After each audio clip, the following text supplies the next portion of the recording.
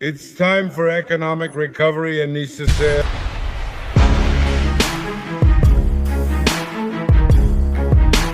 And we need it.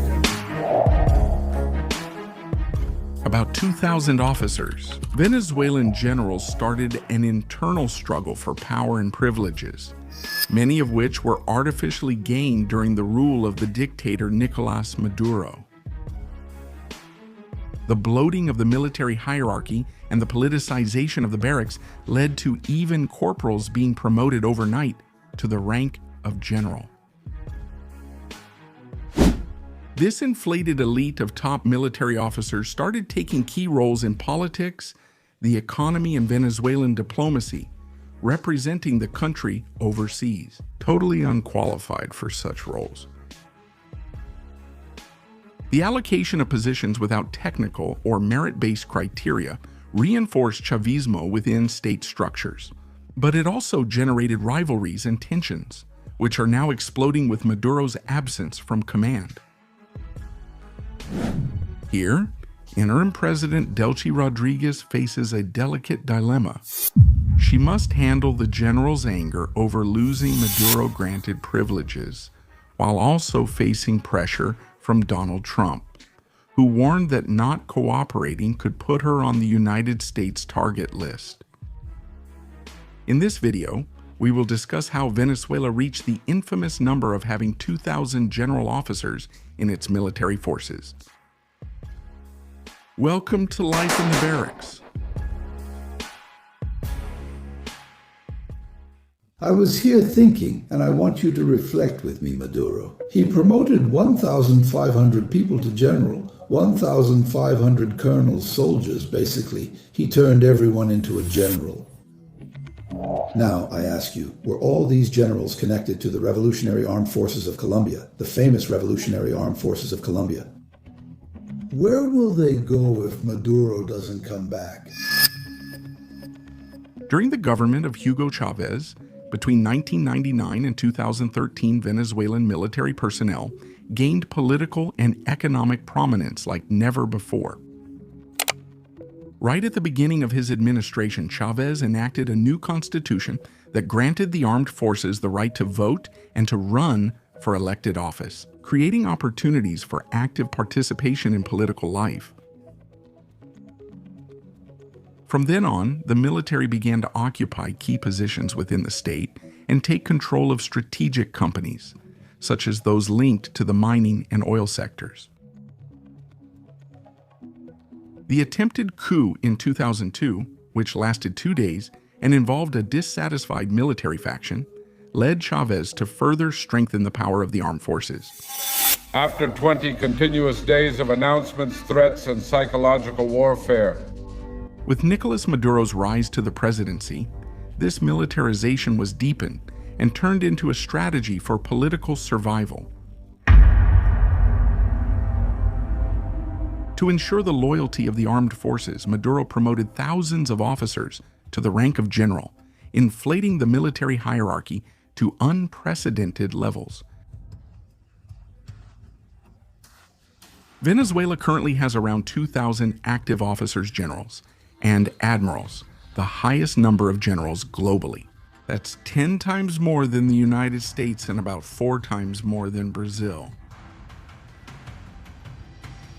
This policy of mass promotions worked as a bargaining chip by distributing titles and privileges.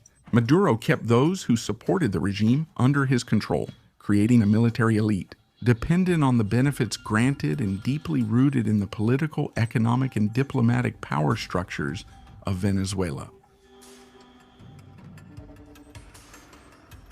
Now, with Maduro's capture and the constant threat from the United States to carry out a forceful military operation, the Chavista regime tries to protect its top leaders, Diosdado Cabello, Minister of the Interior, and Padrino López, commander of the Bolivarian Armed Forces.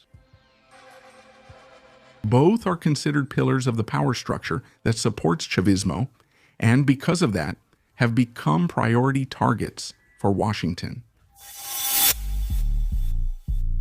The million-dollar rewards offered for their capture have increased internal tension, with some generals already beginning to mobilize to hand them over to the United States.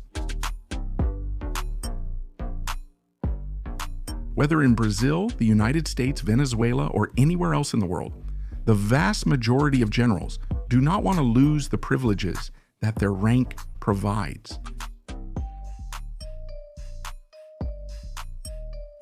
Upon reaching the highest rank in the military, most of these officers put the troops and the people in second place, making their personal interests the priority. Alpha. By keeping 2,000 generals on active duty, the Venezuelan regime creates a disproportion that generates enormous logistical and maintenance difficulties, since each general requires their own structure, such as support teams, vehicles, facilities, and benefits.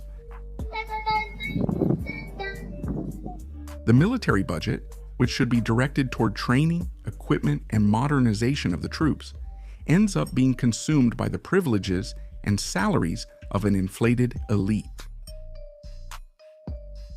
In addition, the hierarchy becomes dysfunctional, as the ratio between commanders and soldiers is completely unbalanced, compromising the operational efficiency of the troops.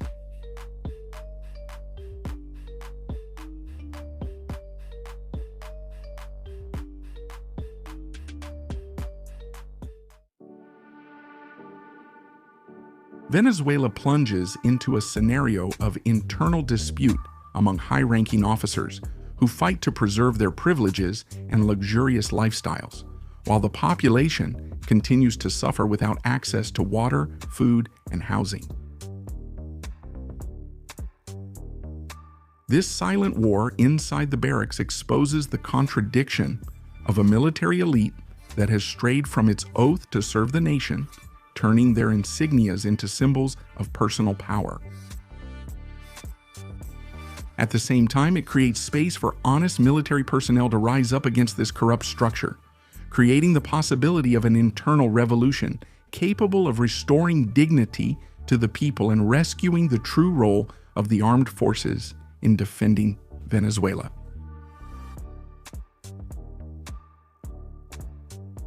Leave your thoughts in the comments about the privileges offered to general officers, both in Venezuela and here in Brazil.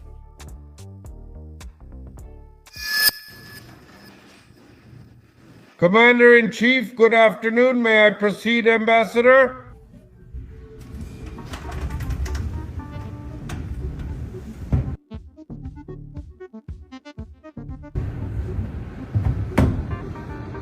Good afternoon, Commander-in-Chief. I request your authorization to retrieve the presidency of the General Division.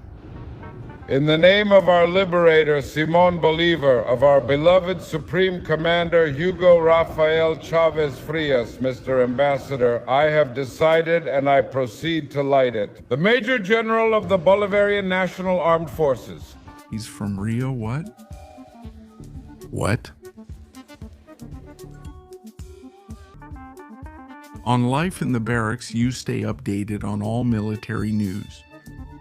Leave your like, subscribe, and watch one of the videos appearing on your screen. Forward, soldiers. Until next time.